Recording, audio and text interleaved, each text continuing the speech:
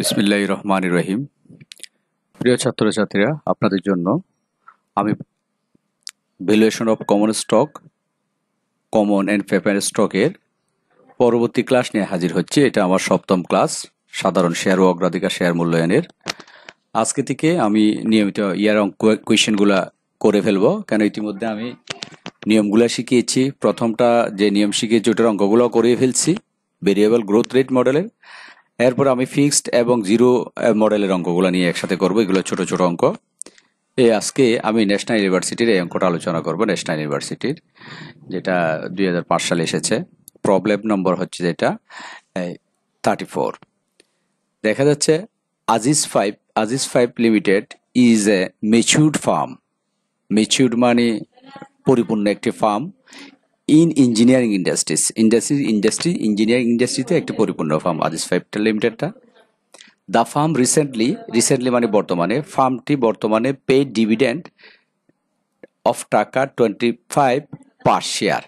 প্রতি শেয়ারে 25 টাকা করে ডিভিডেন্ড দিচ্ছে বর্তমানে ফার্মটি।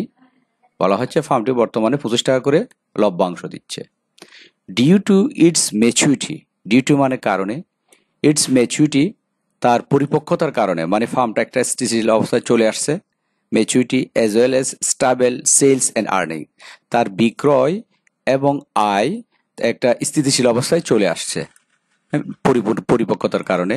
The firm management feel that the dividend will remain in the current level of the foreseeable future.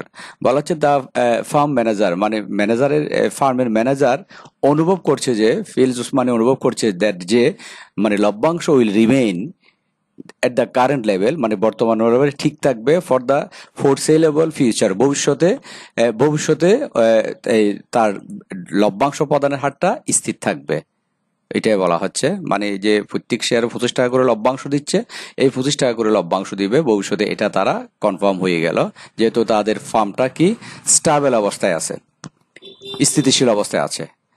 বিক্রয় এবং আয় স্থিতিশীল অবস্থায় আছে, স্টেবল আছে। সেই জন্য তাদের এরা ধরে নিয়েছে যে কি প্রত্যেক বছর 25 টাকা করে লভ্যাংশ এরা প্রদান করবে। রিকোয়ার্ড মানে করতে হবে বা করণীয়। কি করতে হবে যে আমাদের number 1, if the record rate of return is 15%, if মানে যদি প্রত্যাশিত আয়ের হার, রেকর্ড রেট অফ মানে আয়ের হার 15% হয়, 15% হয়, what is the value of common stock? Common স্টকের দাম কত অফ আজিজ ফাইভ লিমিটেড? এই একটা বিষয়। যদি রেকর্ড রেট অফ 15% হয়, তাহলে ওই কোম্পানির কমন স্টক বা সাধারণ শেয়ারের দাম কত সেটা বের করতে হবে। দেন 2 নম্বর বলা হচ্ছে যে কি নাম্বার 2 তে Roman 2, if the farm is farm কি আছে, রিস্কে আছে, ঝুঁকিতে আছে, as perceived by the market participant suddenly increase, মানে মার্কেটে আরো অন্যান্য প্রতিযোগিতাকারী আসতেছে, সেই জন্য তারা একটু কেছে আছে, ঝুঁকিতে আছে, রিস্কে আছে। সাডেনলি ইনক্রিজ, বর্তমানে তাদের বৃদ্ধি পেয়েছে, কি বৃদ্ধি পাচ্ছে। Causing the record rate of, মানে এই কারণে record rate of return to race 18%, প্রত্যাশিত আয়ের হার তারা কি করতেছে 18% করে ফেলতেছে। মানে ফার্মের বর্তমানে ঝুঁকি বিবেচনা করে অন্যান্য প্রতিযোগিতাকারী আসতেছে হঠাৎ করে, সেজন্য তারা সেটা আরো বাড়িয়ে কত করতেছে, 18% করতেছে। What will be the value of common stock? ওই ভ্যালু অফ কমন স্টক ও সাধারণ শেয়ারের দাম কত? টোটাল কথা আমরা এই কোয়েশ্চেনে যে বিষয়টা মূল কথা দেখি, এটা মূল কথা হচ্ছে দেখি দুইটা ভাবে কাজটা করতে হবে যে কি সূত্রটা। আর এটা কোন মেথডে পড়ে, আমরা কেননা অঙ্ক করার সময় 3টা মেথড জেনেছি, একটা ভেরিয়েবল গ্রোথ মডেল, আর একটা জিরো গ্রোথ মডেল, আর একটা হচ্ছে যে ফিক্সড, 3টাই। তাহলে এই অঙ্কটা কোন মডেলে পড়ে সেটা আমরা জানতে হবে। আমি যদি আপনাদের একটু করে দেখাই এখান থেকে, এই শূন্য প্রবৃদ্ধির মডেল, জিরো গ্রোথ মডেল, এটা আলোচনা করেছি আমি। রুলস এবং স্থির কনস্ট্যান্ট মডেল, স্থির প্রবৃদ্ধির মডেল, এটাও আলোচনা করেছি, যেটা সূত্র হচ্ছে যে পিইউ শেয়ার দাম D1/KE-G। এরপর হচ্ছে যে কি প্রবৃদ্ধির পরিবর্তনশীল মডেল, ভেরিয়েবল গ্রোথ মডেল, এই 3টা মডেল আলোচনা করেছি। 3টা মডেলে 3 রকমের সূত্র ছিল। এই অঙ্কের মধ্যে বলা হচ্ছে যে কি আমাদের প্রত্যেক বছর এরা 25 টাকায় থাকবে। এখানে কোনো গ্রোথ রেট, আমরা যেটা জির মান বলতাম, কোনো গ্রোথ রেটের কোনো কথাই উল্লেখ নাই। গ্রোথ রেটে যেহেতু কোনো কথাই উল্লেখ নাই, গ্রোথ রেটের কথা উল্লেখ না থাকলে মূলত সেটা হয়ে যায় কি zero growth model. Zero growth model, স্থির লভ্যাংশ স্থির থাকবে। এটার কারণটা ছিল লভ্যাংশ তাদের স্থির থাকবে, কোনো পরিবর্তন হবে না অনুমানের মধ্যে। প্রবৃদ্ধির হার শূন্য, এখানে গ্রোথ রেট এটা কোনো গ্রোথ রেটেই নাই। প্রত্যাশিত উপার্জন হারে হ্রাস বৃদ্ধি হলে শেয়ারের মূল্য হ্রাস বৃদ্ধি হবে। এই তিনটা মূলত আমরা এটাই যদি দেখি, লভ্যাংশ স্থির থাকে। এখানে বলছে যে 25 টাকা করে, তারা যেহেতু স্টেবল হয়ে গেছে, স্থিতিশীল প্রতিষ্ঠান হয়ে গেছে, এদের লভ্যাংশ হবে 25 টাকা। এই 25 টাকা দিয়ে আমরা বুঝতেছি যে এটা লভ্যাংশতে স্থির, এবং এটা হচ্ছে কোন মডেলের অঙ্ক? Zero growth model.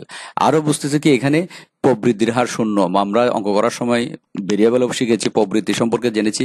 এখানে কোনো প্রবৃদ্ধি বা গ্রোথ রেট, সম্পূর্ণ কোয়েশ্চেনে কোথাও গ্রোথ রেটের কোনো কথাই নেই। সেহেতু এটা আমরা বুঝবো যে জিরো গ্রোথ মডেলের অঙ্ক। এবং জিরো গ্রোথ মডেলের অঙ্ক হলে এই সূত্রটা দিয়ে শেয়ারের মূল্য নির্ণয়ের সূত্র হচ্ছে পিইউ সমান ডিইউ ডিভাইডেড বাই কেই। এটাই ডিইউ মানে ডিভিডেন্ড পেইড, আর কেই মানে রিকোয়ার্ড রিটার্ন অফ রিটার্ন, আর পিইউ মানে মার্কেট ভ্যালু অফ শেয়ার। এটাই হচ্ছে। তাহলে এই সূত্র দিয়ে কাজটা হবে, এবং কাজটা দুইবারে করতে হবে। দেখেন এটা কিছু নেই, ছোট্ট একটা অঙ্ক।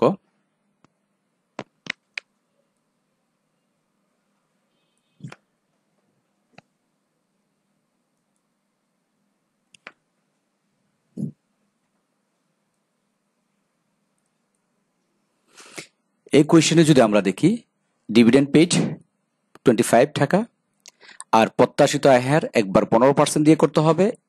এই 25কে 15 দিয়ে ভাগ করতে হবে, আবার 18% দিয়ে করতে হবে। ইজি একটা অঙ্ক। দেখেন এই ডিভিডেন্ড হচ্ছে কত টাকা? 25 টাকা।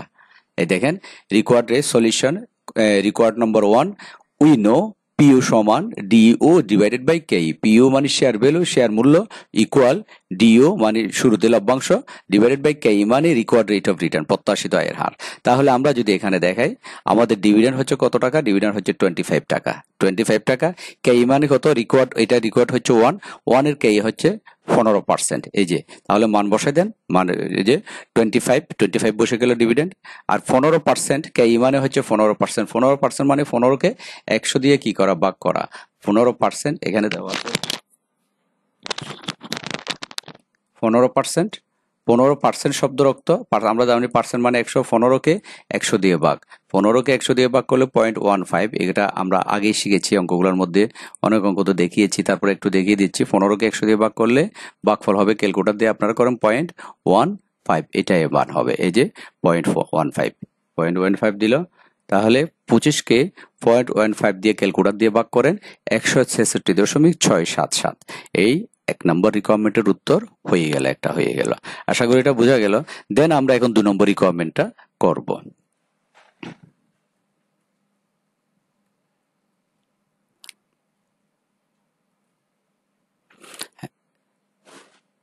দুই নম্বর রিকোয়ারমেন্ট যখন আমরা করতে যাব, দেখেন আমাদের 2 নম্বর রিকোয়ারমেন্টের সূত্র হচ্ছে কি? আমাদের 2 নম্বর রিকোয়ারমেন্টের সূত্র হচ্ছে তাও সেম।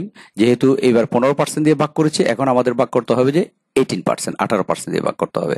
তাহলে পিইউ মানে শেয়ার মূল্য, সূত্র ডিইউ শেয়ারের দাম ডিভাইডেড বাই কেই প্রত্যাশিত আয়ের হার। কেই মানে আমরা জেনেছি, কেই মানে হচ্ছে রিকোয়ার্ড রেট অফ রিটার্ন। এটা কেই, এটাই কেই। তাহলে আমাদের মান আছে, ডিইউর মান কত? দেখেন 25 এটা আছে, এবং কেইর মান এই অঙ্কের জন্য রিকোয়ার্ড টুর জন্য 18%। তাহলে 25কে 18 দিয়ে ভাগ, 25 ভাগ 18, 18%। একটু আগে যেমন দেখেছিলাম 15কে 100 দিয়ে ভাগ করলে 0.15 হয়। 18% মানে 18কে 100 দিয়ে ভাগ। ক্যালকুলেটরে আপনার এই 18% সমান কি হবে? 18% সমান হবে 18। 18কে কত দিয়ে ভাগ করতে হবে? 100 দিয়ে ভাগ করেন। 18কে 100 দিয়ে ভাগ করলে পয়েন্ট ইকুয়াল হবে 0.18। এই যে 0.18, এটা বসে গেল, 0.18 বসে গেল। তাহলে 25কে 18 দিয়ে ভাগ করেন 138.89। তাহলে রিকোয়ার্ড 2 এর ফলাফল, ভ্যালু অফ কমন স্টকের, এটার উত্তর হয়ে গেল কত? এই 138.89। আর রিকোয়ার্ড 1 এর ভ্যালু অফ কমন স্টকের উত্তর হয়ে গেল 166.67। আশা করি বোঝা গেল, ছোট্ট একটা অঙ্ক। আর এটার যে জিরো গ্রোথ মডেল, তা সেটা আমি আগেই দেখিয়ে দিলাম, কেননা এখানে কোনো গ্রোথের মান নাই, গ্রোথ রেটের বা জির কোনো মান নাই।